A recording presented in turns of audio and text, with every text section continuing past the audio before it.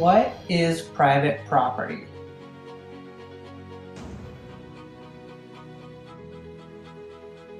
Property rights separate objects or things so that they are specifically owned to an individual, partnership, enterprise, or state. These rights are not only exclusive to physical things, but also apply to fruits of one's own labor and the ability to sell one's own labor. The rights of ownership are inalienable as they transcend time and space of the property of others. An owner of property is still the owner even if their property is located inside that of someone else's.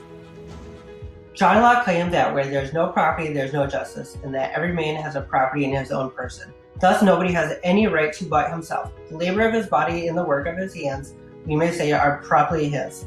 In short, this means that property rights are the source of all other rights, and injustices are an infringement of their property rights.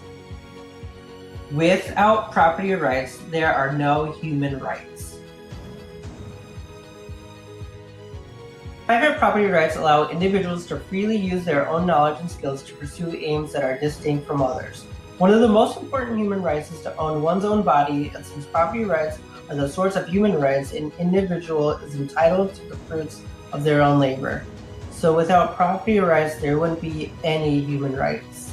Free speech requires private property.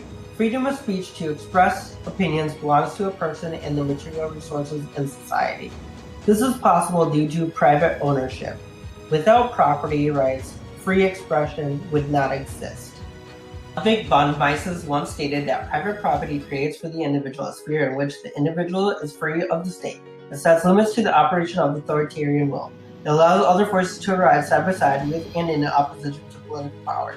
It thus becomes the basis of all these activities that are free from violent interference on the part of the state.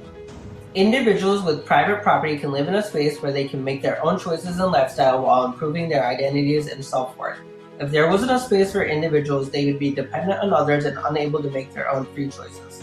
Property rights allow citizens to coexist among each other without infringing on the rights of others.